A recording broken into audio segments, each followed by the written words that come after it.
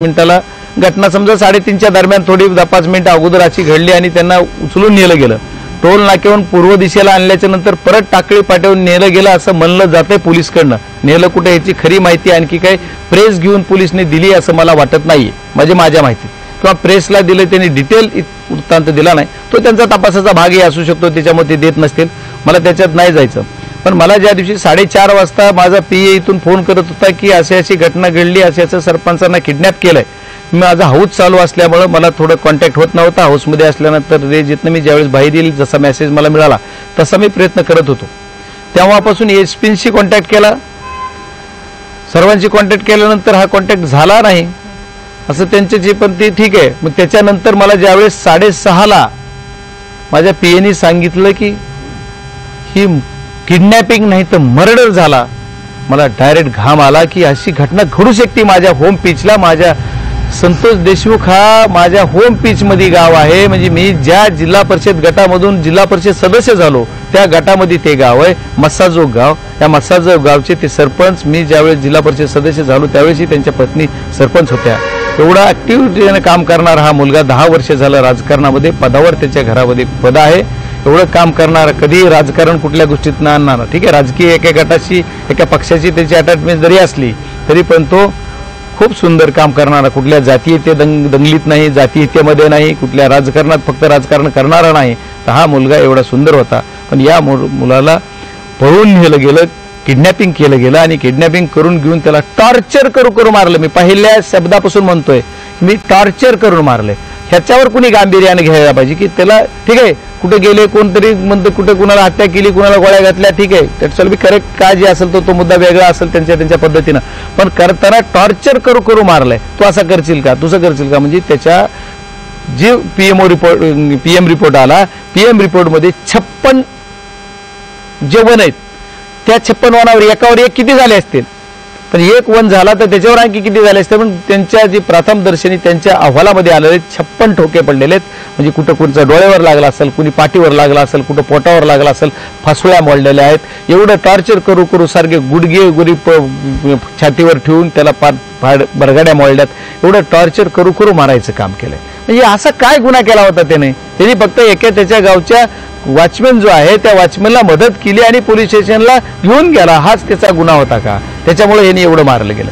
या गोष्टीचा तपास करणं सर्वात महत्वाचं आहे। ही मी म्हणतो की ह्याचा क्रम असा आहे, या क्रमातून त्यांना एसपी साहेबांनी त्या दिवशी रिस्पॉन्स दिला नाहीये। मी त्यांना किती म्हणलं रिस्पॉन्स जर मिळाला असता मला, आणि लागलीच जर त्यांनी 3:25ची जर फिर्याद लगेच 4 वाजता दाखल झाली असती, त्यांच्या मागे गेले असते, लवकर जर झालं असतं तर ते यायला लागले। त्यावेळी त्या काटणीमध्ये माझा दुसरा मुद्दा ज्या मागणीमध्ये जी मी जशी पहिली मागणी की या काळात जसा 6 तारखेला कुणाचा फोन आला ही पोलीस स्टेशनच्या पीआयची सीडीआर काढा।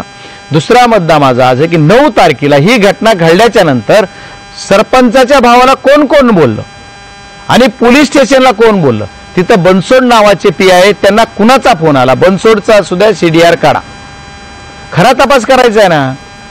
मग महाजन साहेबाला कुणाचा फोन आला, पाटील कुणाच्या संपर्कात होते, या तिघांचे पण सीडीआर काढा। या सर्व गोष्टी तुम्हाला उघडकीस येतील। त्याच्यानंतर तिथं आणखी केज पोलीस स्टेशनला ह्या गोष्टीवर थांबत नाहीये, फक्त एसपीची बदली झाली, मी कौतुक करणारे आभार मानणार आहे। आणि या सर्व गोष्टी करतात नवीन पीएसपी जॉईन झालेत, मी त्यांच्यावर पण बोलणार आहे पुढं, पण मला हे सांगायचं की यांचे सीडीआर काढले तर तो विषय तुमचा बऱ्यापैकी गुन्हेगार सापडतात। हे नाही केलं, मग त्याच्यानंतर त्यांनी सांगितलं की आम्ही 2 आरोपी अटक केले, 3रा आरोपी आम्ही उचलून आणला आणि 3रा अटक केला, 4था सुद्धा ते म्हणतात की आम्ही अरेस्ट केलंय। पण काल सत्ताधारी पक्षाचे एक आमदार तुमच्या मीडिया समोरच बोललेत आणि मी ते बघितलंय की ते म्हणले ते सिलेंडर झालेत। सत्ताधारी पक्षाचे आमदार म्हणतात सिलेंडर झालेत, मीडिया तर काहीच बोलत नाहीये म्हणजे या बाबतीत, आणि पोलीस यंत्रणा म्हणते की आम्ही अरेस्ट केलंय। मग याच्यामध्ये तफावत काय ती, मग खरं काय, अटक झाली की सिलेंडर झालेत? आणि मग सिलेंडर झालेला जो आरोपी 4था आहे तो दोन्ही गुन्ह्यात आहे, खंडणीत पण आहे आणि 302 काय मर्डरचा जो कलम आता नवीन लागलेला असेल त्या नवीन कलमामध्ये त्याच्यामध्ये मी आहे।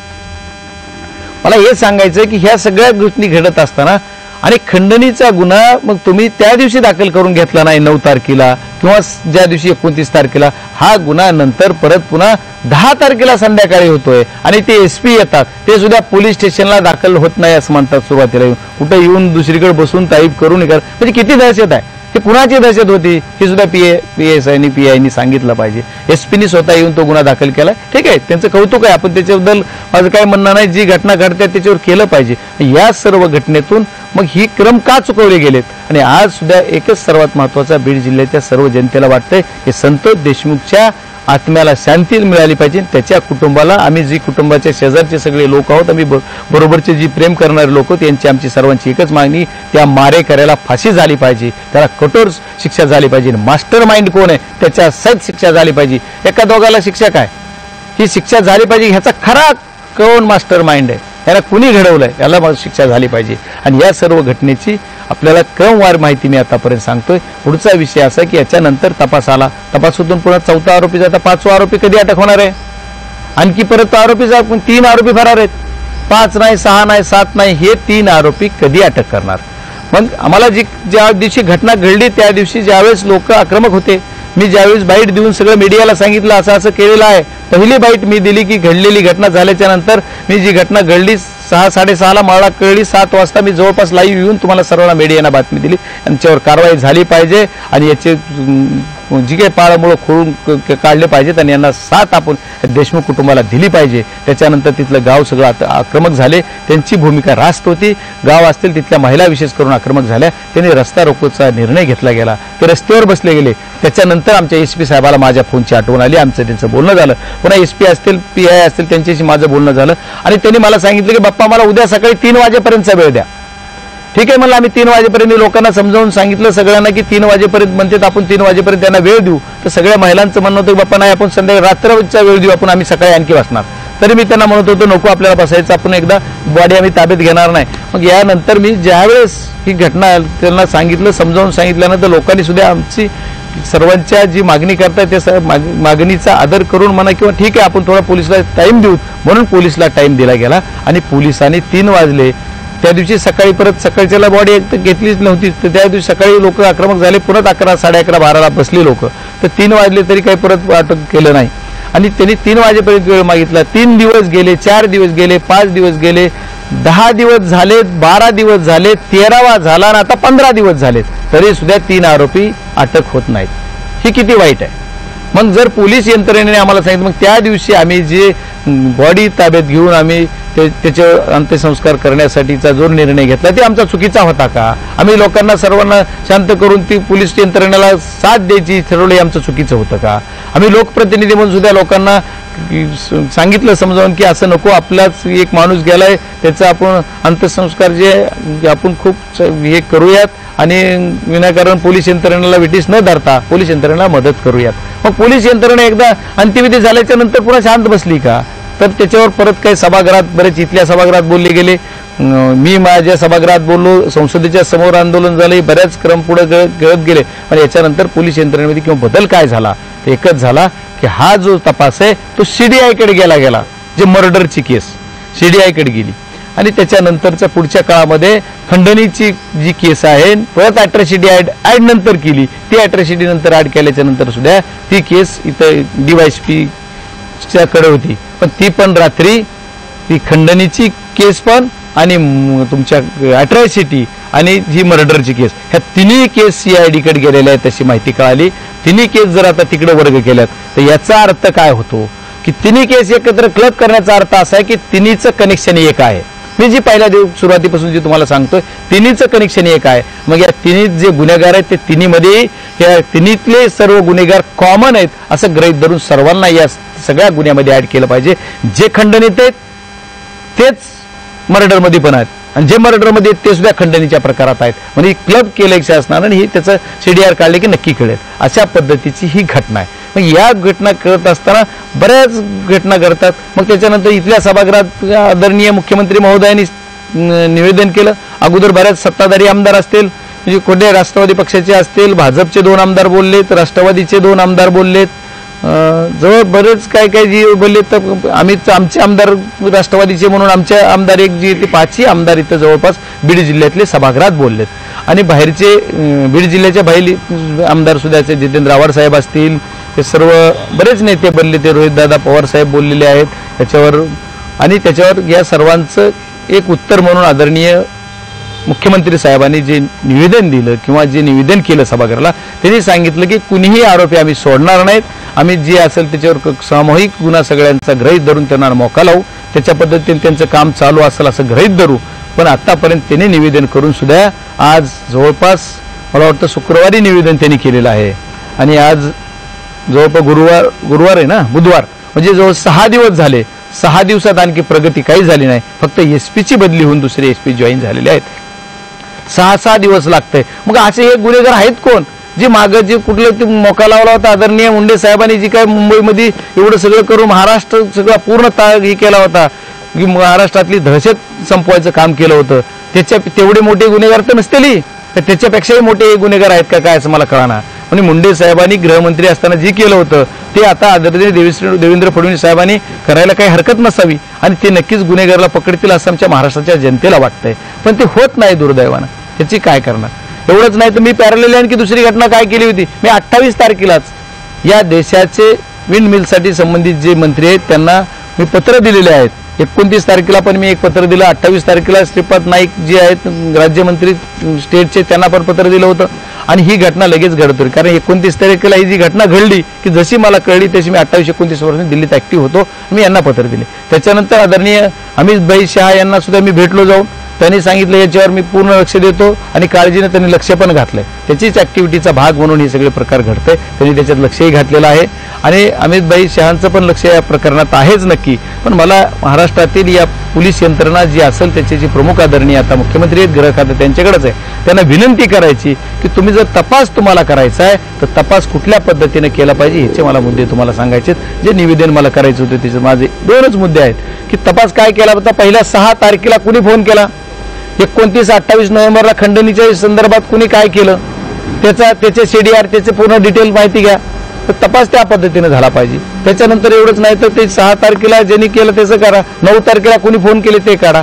त्याच्यानंतर हे सगळे जे गुन्हेगार इथं होते ज्या समजा जे आता 4था आरोपी अटक झाला दोन्ही गुन्ह्यात आहे तो समजा तर त्या आरोपी त्याचा सीडीआर काढलं की सगळं कळतंय कुणाच्या प्रॉपर्ट्या कुठं कुठं किती आहेत याची चौकशी करा कुणाला काय काल चेक बघितलं मी रात्री कुणाला कुठलं होतं किंवा नाशिकचं का संभाजीनगरचं कुठे 4 BHK फ्लॅट गर्लफ्रेंडला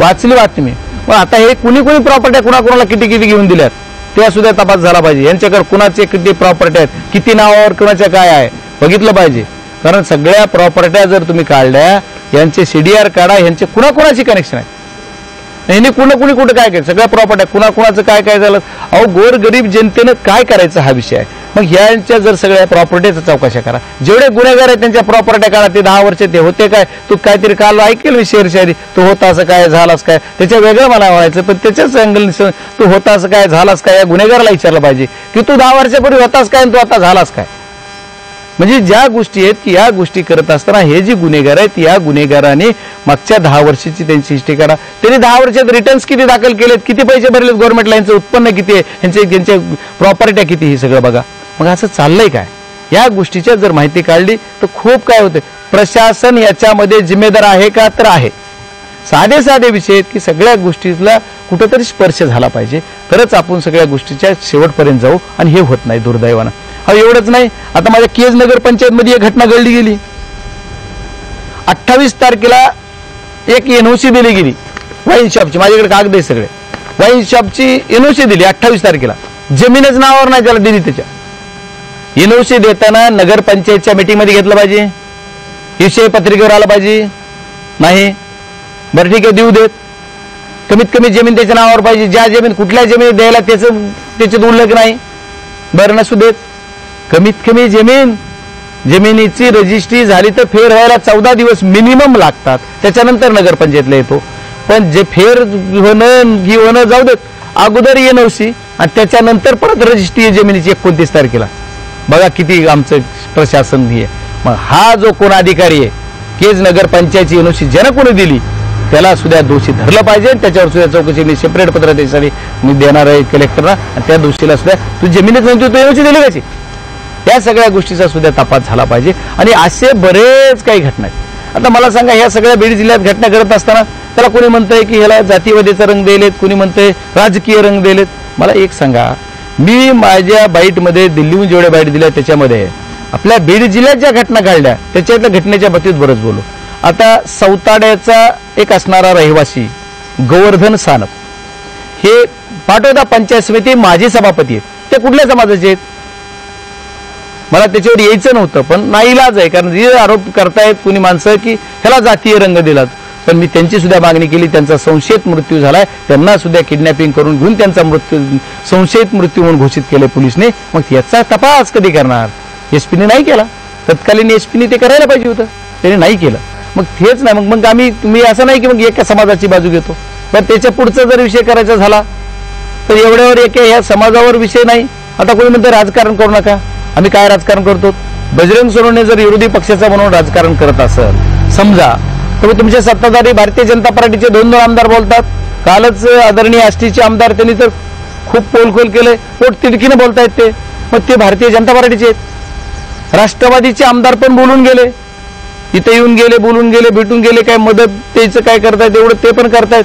पुन्हा दुसरे राष्ट्रवादीचे आमदार पण बोलले गेले सभागृहात, पण ते बोलतात. आमचे आमदार तर बोलतेच हो. आमच्या आमदारांना तर आम्ही विरोधी पक्षात म्हणून आमचे ठीक आहे, आमचे राष्ट्रवादी शरद पवार गटाचे आमदार तर बोलतायत, आम्ही खासदार म्हणून बोलतोय. पण ह्याच्यात जर आम्ही राजकारण करतोय असं म्हणत असलात, मग हे बोलते यांचं काय? नाही, मी कालच्या लाईव्ह शोला कुठेतरी बघितलंय की मला त्याच्यात बोलता नाही आलं, मी रेंजमध्ये नसल्यामुळे थोडं, पण तरी ऐकत होतो मी की कोणतरी म्हणजे याच्यात राजकारण करतात किंवा ही खूप पोटतिडकीनं बोलले. मग तुमचे आमदार बोलतात ती पोटतिडकीनं आणि आम्ही बोलतो ती, मग ह्याच्यात राजकारण नाही आहेत का?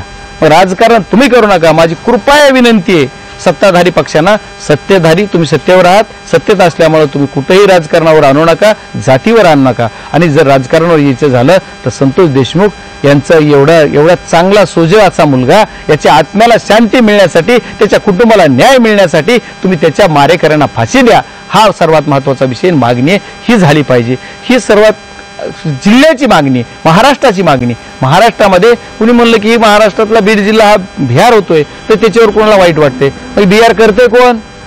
ह्याचा पण तपास करा ना. मग तुम्हाला तसं वाटतंय तर तुम्ही कुठेतरी निवेदन करताना तुम्ही म्हणता तो माझं सगळं ओपन आहे, तुमचं सगळं ओपन आहे तर आमचं काय झाकून आहे?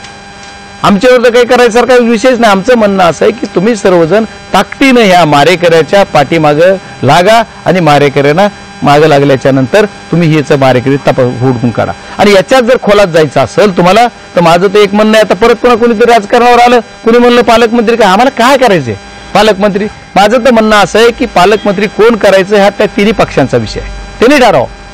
पण खरंच जर इथे या प्रकरणाच्या खोलात जायचंय तुम्हाला तर शिवसेनाचे काल 2 मंत्री येऊन गेले, भाजपच्या 1 मंत्री येऊन गेल्या सत्ताधारी पक्षात, परत माननीय आम्ही येऊन गेलो की अजितदादा मागच येऊन गेलेत या प्रकरणात.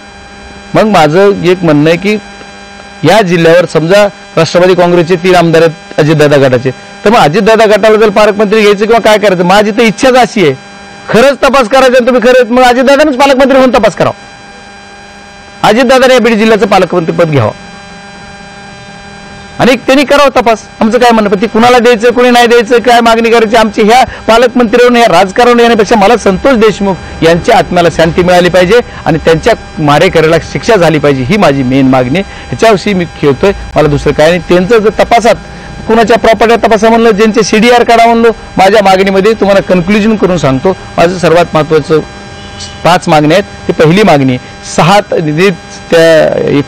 29 आणि 28 तारखेला कुणाला बोलवलं तर कुणी बोलवलं ते तपासून काढा, कारण त्यांच्या त्या खंडणीच्या गुन्ह्यामध्ये आले त्या फिर्यादीमध्ये ते हुडका. 6 तारखेला जी तुमच्यावर केस झाली त्याचे CDR काढा, ती त्याच्यात अॅट्रॉसिटी का केली नव्हती ती काढा. त्याच्यानंतर 9 तारखेला जी सकाळी गुन्हा गेला त्याच्यावर किडनॅपिंगचा गुन्हा 3 वाजता केला, त्याला 3 तास लेट का केला हे काढा. त्याला कोणाकोणाचे फोन आले ते काढा. त्याच्यानंतरचं जे विषय आहे ते हे जे आता पकडलेत यांच्या मोबाईलचा CDR काढायला काय लागतंय बरं? जे आरोपी आहेत त्या आरोपीच्या मोबाईलचा CDR काढायला त्याला मोबाईल थोडा लागतोय. CDR तुम्ही काढू शकता का नाही? मग आता त्यांचे मोबाईल टाका ना ट्रॅकला, जी इलेक्शन मध्ये आमचा सीडीआर काढत होतात सत्तेच्या जीवावर, आता काढा ना आरोपीचा सीडीआर. ही जी आरोपी आहे ती आरोपीच्या मोबाईलचा सीडीआर काढा. आणि पोलीस यंत्रणा आपल्याकडे बीड जिल्ह्यामध्ये सीडीआर काढायला परफेक्ट आहे. मग सीडीआर काढा ना यांचे सीडीआर काढा. कुणाकुणाला किती किती बोलणं होतंय, दिवसात एक एक माणूस 3-3 घंटे कुणाकुणाला बोललं जात आहे, काढा. मग याच्यामध्ये या मंत्री महोदयांनी सगळ्यांनी यांचा कुणाचा, ह्यांना सुद्धा किती माहित आहे मला माहित नाही, पण हे जे घटना करतात हे सगळे जे येते याच्या मास्टर माइंडमध्ये हे गेलं पाहिजे आणि मास्टर माइंडच्या खोलात जाऊन याचा मास्टर माइंड हुडकला पाहिजे आणि हुडकून त्याला शिक्षा झाली पाहिजे. हेच माझं निवेदन आहे. आणि या मी जी मागण्या केल्यात एसपी साहेबांना माझं म्हणणं आहे की एसपी साहेब तुम्ही जॉईन झालात, तुम्ही जॉईन झाल्याच्या नंतर तुमचं कौतुक केलं, तुम्हाला वेलकम केलं, मी खासदार असले आहे तरी, पण माझी एक विनंती आहे की आपल्याला तुम्ही हे जे इथं PSI होते यांचे सीडीआर काढा, यांचे काय लगे बांधेत काढा. आता तुम्ही जे एवढे दिवस झालं 4-5 दिवस झालं तुम्हाला सीडीआर काढायला काय अडचण नाही. आणि बीड जिल्ह्यातले आता बरेच PI आहेत आणखी की त्यांच्या तुम्ही बदल्या करा. आता दहीपळे नावाचा कसं इथं चालू, आता एवढा एक विषय संबंध नाही, मटका आहे, गुटखा आहे, सगळं चालू होतं. म्हणजे राजरोस माहितीची पुराव्यानिशी देतो मी असं काय उगाच बोलणार नाही. मला जी माहिती आहे तेवढं करेक्ट हप्त्यासहित कोण काय घेते काय हे सगळ्या सहित देतो. मग हे जे आता सगळे एवढे PI इलेक्शन मध्ये जी सालगड्यासारखे वागले त्यांचं सुद्धा तुम्ही ट्रान्सफर करा दुसरीकडे, इकडे जरा चेंज करा तर बरं होईल. काय गुन्हा, तुम्ही कायदा सुव्यवस्था, माझी एकच शेवटची मागणी एक आहे की बीड जिल्ह्यामध्ये पुनश्च एकदा कायदा सुव्यवस्था प्रस्थापित करा. आदरणीय SP साहेब ही त्यांना माझी मागणी आहे, कारण कायदा सुव्यवस्थाच बीड जिल्ह्यात राहिलेली नाही. बघा आमच्या माधव जाधवचा काय गुन्हा होता, ज्याला इलेक्शन मध्ये एका उमेदवाराबरोबर ते आमच्या जी माझ्या आता शेजारीच बसलेले त्या उमेदवारासोबत फिरत होते आणि त्यांनी कायद्याचं पूर्ण पालन केलंय की ते उमेदवार मध्ये ज्या बूथ मध्ये गेले त्यावेळेस ते तिथे गेले नाही, ते त्याच्या रेस जी त्या रेषेच्या बाहेर उभे होते, पण गाडीच बरोबर होते. मग तिथं जो गार्ड होता तर या गार्डनं सुद्धा आय विटनेस होऊन केस केली पाहिजे होती की तुमच्या एका उमेदवारासोबतच्या एका माणसाला मारलं जातं ते याला उचल. आजपर्यंत त्याच्यावर केस नाही हो, काय गुन्हा होता त्याचा, मग त्याच्यावर केस झाली पाहिजे. SP साहेब माझी विनंती की ते आमच्या माधव जाधवला विनाकारण मारलं गेले त्याच्यावर तुम्ही केस करा. तर मग SP साहेबांनी सुद्धा खऱ्या अर्थाने न्यायाला सुरुवात केली अशी म्हणून. काय माझ्या त्या यशवंत देशमुखांचा गुन्हा होता, त्यांनी आमचं काम केलं, हे गुन्हा होता. परळीचे डॉक्टर यशवंत देशमुख यांना विनाकारण अटकावलं गेलं, त्यांच्यावर विनयभंग आणि अट्रॉसिटी सारखी खोटी केस केली गेली. काय गुन्हा होता त्यांचा, त्यांनी आमचं काम केलं, हे गुन्हा होता. मग असं जर का काय गुन्हा होता, रामकृष्ण बांगरावर एवढे गुन्हे होत आहेत, काय त्याची चूक आहे, कुठेतरी तपासात करा. कारण रामकृष्ण बांगराने आमच्या उमेदवाराला साथ दिली, आमच्या सोबत आले म्हणून रामकृष्ण बांगर यांची फॅमिली पूर्ण उद्ध्वस्त केली. मग ह्या ज्या घटना आहेत आता हे कुणाकुणावर काय, आता बरेच काय तेवढं झालं तरी बाप तो बाप रहेगा ये रहेगा, अरे ती काळ वेळ वक्त रहता है. त्याच्यामुळे जरा इंतजार करा, सगळ्याला सगळं कळ. एवढं असून सुद्धा सगळ्या गोष्टी कुणीतरी काहीतरी म्हणतंय ह्याचा नंबर आहे त्याचा नंबर आहे, एवढे सोशल मीडियाला, आज सोशल मीडियाला सुद्धा कोण कुणाचा स्टेटस ठेवतंय ह्याचं सुद्धा बघितलं पाहिजे. आज काही अधिकारी सुद्धा आहेत जे अधिकारी सुद्धा कुणाचं तरी स्टेटस ठेवतात आरोपीचे. जर एखाद्या कंपनीत एखादा अधिकारी असेल आणि ती जर कुणाचं स्टेटस ठेवत असेल तर त्याच्यावर सुद्धा पोलीस यंत्रणेनं वाच ठेवला पाहिजे, पोलीस यंत्रणेने त्याचं चौकशी केली पाहिजे असं सर्वच म्हणणं आहे. या सर्व गोष्टीचा जर विचार केला तर एकच विषय येतो की आपण कायदा सुव्यवस्था पुनश्च एकदा प्रस्थापित करा आणि कायदा सुव्यवस्था राखा. एवढंच माझं निवेदन होतं आणि मला मागणी जी करायची होती त्या मागण्या सुद्धा आपल्याला सांगितल्यात. याच्यातून माझी एक हात जोडून विनंती प्रशासनाला, मंत्री महोदयाला, मुख्यमंत्र्यांना की तुम्ही लवकरात लवकर आमच्या संतोष देशमुख यांच्या मारेकऱ्याला अटक करा आणि फाशीची शिक्षा द्या. की कोणी जर म्हणतं आता फास्ट ट्रॅकवर घ्यायचं, अरे आरोपीचं अटक नाही तर फास्ट ट्रॅकवर काय घ्यायचं. जोपर्यंत ही सर्व आरोपी अटक होत नाही तोपर्यंत नियमाप्रमाणे जे ते होईल, पण यांना अटक होऊन सुद्धा याच्यामध्ये सगळे कनेक्टिंग करून आता CID कडे दिलाय आणि पोलीस यंत्रणा करेल अशी अपेक्षा तर आम्ही करावं लागेल. आणि माझी सर्वांना एक विनंती आज आपल्या माध्यमातून, या गुन्ह्या संदर्भात जोपर्यंत पोलीस यंत्रणा आक्रमक होत नाही, 28 तारखेला आता काही मोर्चा बीडला केलेला आहे, या मोर्चाच्या संदर्भात मी सर्व जनतेला सुद्धा आवाहन करणार आहे की तुम्ही सगळे जर 28 तारखेपर्यंत जर यांनी काही ऍक्शन नाही केली आणि नाही झाला तर आपण तो मोर्चा मोठा करू. मी स्वतः हजर राहणार आहे आणि आपण सर्वांनी हजरही राहायला पाहिजे त्या मोर्चाला, असं मी जनतेला तुमच्या माध्यमातून आवाहन करणार आहे. एवढंच नाही, तेवढ्या मोर्चावर मी थांबणार नाही. तर पुढच्या काळामध्ये त्याचा जर तपास 1 तारखेपर्यंत नाही झाला तर पुढच्या येणाऱ्या वर्षामध्ये, नवीन वर्षामध्ये मी स्वतः उपोषणाला बसणार आणि खमक्या भूमिका घेऊन मी जोपर्यंत हा निर्णय छेडायला लागत नाही तोपर्यंत उठणार नाही याची भूमिका सुद्धा मी पुढच्या काळात घेणार. तो शासनाला कळवून त्याच्याप्रमाणे माझ्या पक्षांचे शेड्यूल घेऊन पक्षांशी विचारणा करून मी पण या रस्त्यावर उतरणार, असं सर्वांच्या आपल्या माध्यमाची माध्यमात मी सर्वांना आश्वासित करू इच्छितो की या प्रकरणाच्या खोलात आदरणीय यंत्रणेनं जावा. आदरणीय मुख्यमंत्र्यांनी जे शब्द दिलाय, कारण तसं केलं तर शब्द दिलेला पाळणारे कर्तव्यदक्ष असे मुख्यमंत्री म्हणून ज्यांची ख्याती आहे असे देवेंद्र फडणवीस साहेब नक्की याच्यात लक्ष चांगलं घालतील असं अपेक्षा करतो आम्ही. आम्हाला आता त्याच्यापेक्षा पुढचं काही येणार नाही. त्याच्यामुळे आम्हाला कुठं राजकारण करायचं नाही, कुठे जातीय तणाव करायचं नाही. एकच मागणी आहे माझी की या मारेकऱ्याला फाशी झाली पाहिजे. खूप खूप धन्यवाद. बाप्पा, तुम्ही जर बीडचा बिहार होतोय असा आरोप करताय तर हे कुणासाठीच घुसणावं नाही. तुम्ही ज्या जिल्ह्याचं प्रतिनिधित्व करताय त्या जिल्ह्याची चर्चा राज्य पातळीवर बीड म्हणजे बिहार अशी ज्यावेळेस होते ती मला वाटतं इथल्या समाजातील प्रत्येक घटकाचा तो अपमान आहे. पण असं असताना मग ही जबाबदारी कुणाची आहे? हा जर बिहार झाला कसा? आणि बिहार होत असताना यामधल्या प्रत्येक घटकाने स्वतःची जबाबदारी तितक्या पद्धतीने पार पाडली का? आजच एका दिवसात बिहार झाला नाही. माझं हो, आपलं जे म्हणणं आहे ते बरोबर आहे, पण मागच्या कित्येक वर्षापासून माझा जसा जन्म झाला तसं बीड जिल्ह्याची ओळख काय? ऊसतोड मजुरांचा जिल्हा. या ऊसतोड मजुरांच्या जिल्ह्याची ओळख पुसण्यासाठी कुणी कुणी काम केलं आतापर्यंत हे मला माहित नाही. आणखी ऊसतोड मजुरांचा जिल्हा म्हणतो. पण आज आम्ही ज्यावेळेस म्हणतो की ही बिहार बीडचा झाला, त्याच्यात आपण म्हणताय की याची जिम्मेदारी कोण आहे? त्याची जिम्मेदारी आमची पण आहे. म्हणूनच आमची जिम्मेदारी आम्ही निभावतोय आणि आमच्या जिम्मेदारीतूनच आम्ही या प्रकरणाला वाचा फोडतोय आणि या प्रकरणाच्या खोलात जातोय. ह्यांनी ज्यांनी घडवला त्यांना सत्ताधारी जबाबदार असतात. सत्तेत कोण आहे? मग ही सत्ता कायदा व सुव्यवस्था पाळायची कोणी? आम्ही त्यांना सपोर्ट करणे आमचं काम आहे. आम्ही कुठे कायदा सुव्यवस्था हातात घेतली असेल तर आम्ही त्याला जबाबदार आहेत. आम्ही सपोर्ट करत नसलो तर आम्ही सपोर्ट असा करतो की याच्या खोलात जा आणि याला पकडा, एवढंच म्हणतोय आम्ही. त्याच्यामुळे याला जबाबदारी खऱ्या अर्थानं मला जेवढं राजकारण कळतंय किंवा मला जेवढं काही सामाजिक ज्ञान आहे त्याच्यावरून वाटतंय हे सत्ताधाऱ्यांची जबाबदारी असली पाहिजे. जे सत्तेत आहे त्यांची जबाबदारी. पप्पा, ही जी आमादा कंपनी आहे ही खूप मोठ्या उद्योगपतीची आहे. त्यांनी कुठं ना कुठं दिल्लीत दबाव टाकल्याची चर्चा आहे आणि त्याच्यामुळेच हे खंडणी प्रकरण जे आहे ते दाखल झालं. नाही, मला ह्याच्यात नाही सांगता येणार. आवाडा कंपनीचा मालक कोण आहे हेही मला माहित नाही किंवा काय कोण आहे त्याच्याशी काही माझा संबंध नाहीये. माझा जेवढा संबंध होता, माझ्या बीड जिल्ह्यात ही घटना घडती त्याच्यामुळं देशाच्या सभागृहात मी असल्यामुळं अमितभाई शहा गृहमंत्री आहेत, त्यांना भेटलं पाहिजे. त्यांनी मला खूप सपोर्टही केलाय, खूप कौतुकास्पद त्यांनी साथ दिलेली, त्याच्यामुळे मी त्यांच्यावर नाराज नाही. पप्पा, ज्यावेळेस आम्ही बघतोय की काल 2 दिवसापासून एक व्हिडिओ व्हायरल झाला की एक व्यक्ती हातामध्ये बंदूक घेतो आणि त्यातनं गोळी उडून दाखवतो. तोच व्यक्ती होता ज्यांनी माधव जाधव यांना पण मारहाण केली. हे या दिवसातलं जरी प्रातिनिधिक स्वरूपातलं असलं की जे आपल्याला एक समोर दिसतंय, अशी किती घडत असतील माहीत नाही. बीड जिल्ह्यामध्ये असं काय आहे की ज्या जिल्ह्यामध्ये राज्यामध्ये सर्वाधिक राजकारणी रिव्हॉल्वर वापरतात? 1200 रिव्हॉल्वरचं रजिस्ट्रेशन आहे. इतर जिल्ह्याची अगदी छत्रपती संभाजीनगर जिल्ह्याची जरी तुलना केली आपण तर त्या जिल्ह्यामध्ये रिव्हॉल्वर कमी आहे. आणि हे घेणाऱ्या लोकांमध्ये व्यक्ती का जास्त आहे? म्हणजे मला आपण जे प्रश्न विचारला त्याच्यात उत्तर तुम्हीच दिलं पाहिजे. याला शिफारस ही रिव्हॉल्वर घ्यायला कुणी कुणी केली?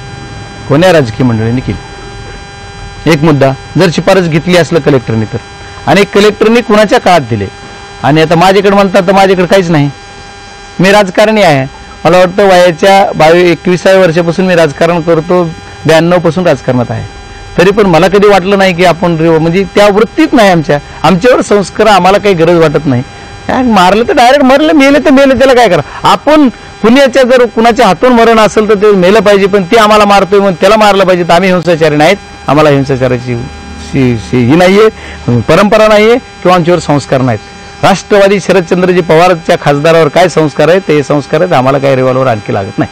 पण इतर लोकांना का लागतात जास्त? म्हणजे का असं बीडमध्ये जास्त आता ह्याचं उत्तर मी कसं देणार आहे? ज्यांना लागतात त्यांना विचारा तुम्हाला का लागतायत, त्याचं मी उत्तर कसं देऊ?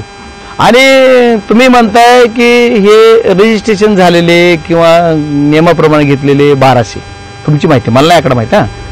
मग माझं ह्याच्या उलट माहिती आहे की जेवढे 1200 म्हणतात त्याच्यापेक्षा दुप्पट बिना लायसन्सचे असतील.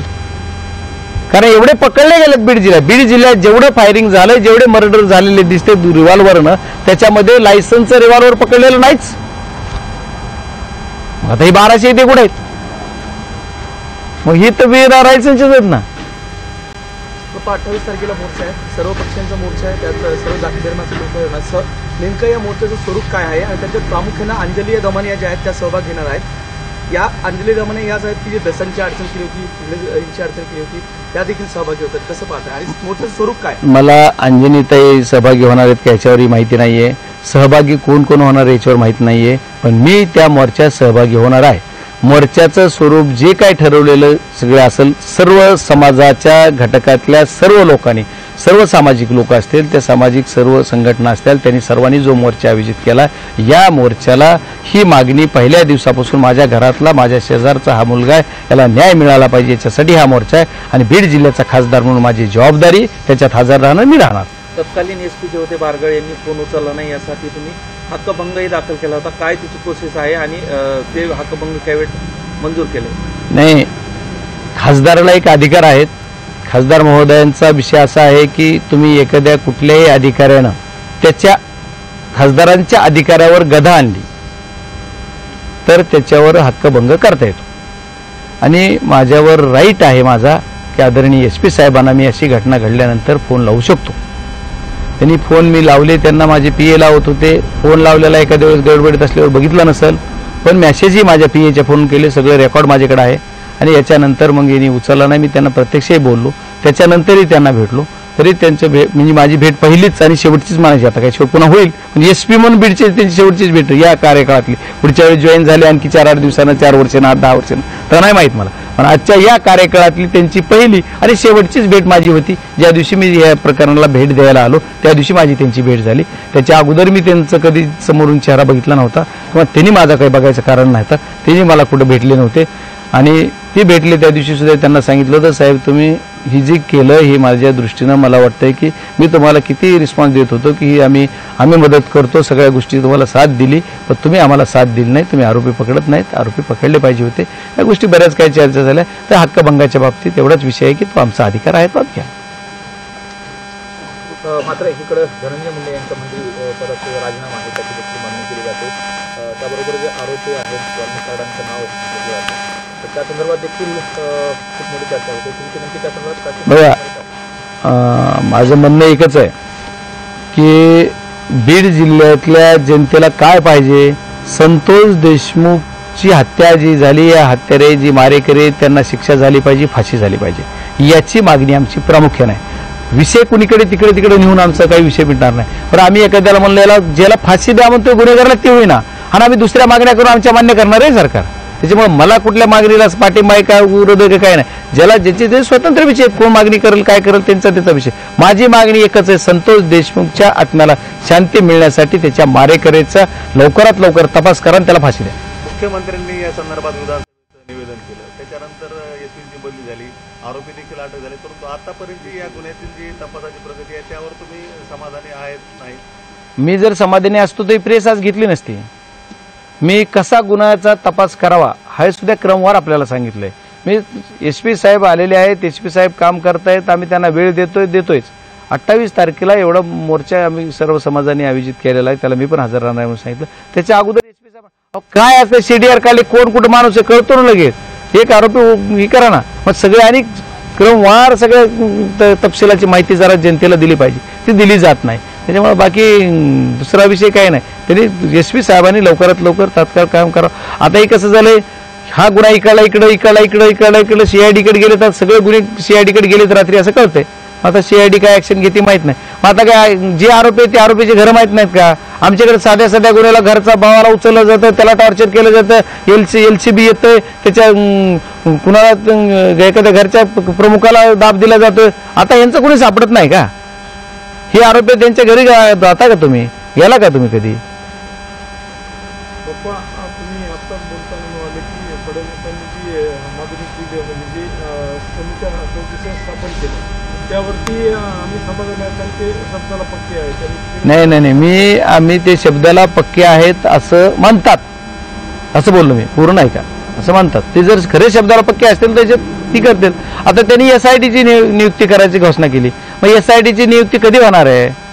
एसआयटी नियुक्ती केल्या मग हे सीआयडी काय करणार आहे? ते एसआयटी गुन्हा वर्ग कधी होणार आहे? एसआयटीचा अधिकारी कोण, एसआयटीची समिती गठीत कोण झाली, हे सगळं सांगितलं पाहिजे. हा तपास कोण करतंय? पर्टिक्युलर माणसं सांगा ना.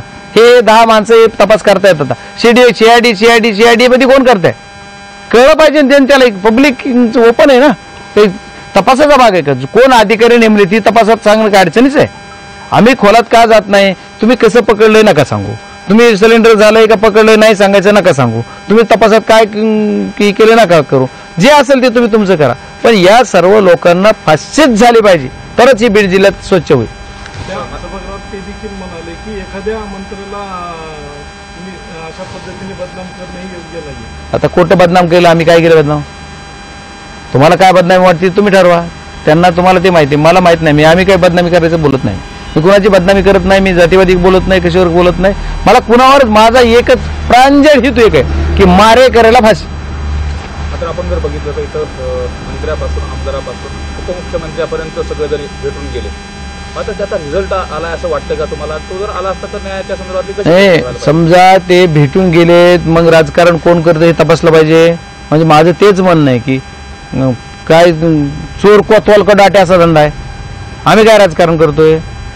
तुम्ही सगळेजण येताय, भेटताय, आनंद आहे, कौतुक आहे, तुम्ही येता तर तुमचं कौतुक केलं, तुम्ही इथून जायच्या आत अरे किसले माणसं आहे, त्यांचे नावं काय आहेत? हे जे भेटायला येऊन जाते त्यांच्या नावात काय दम आहे? यांनी जर इथून जायच्या आत अटक केली पाहिजे पोलिसने या लोकांना. आरोपी कसे सापडत नाहीत?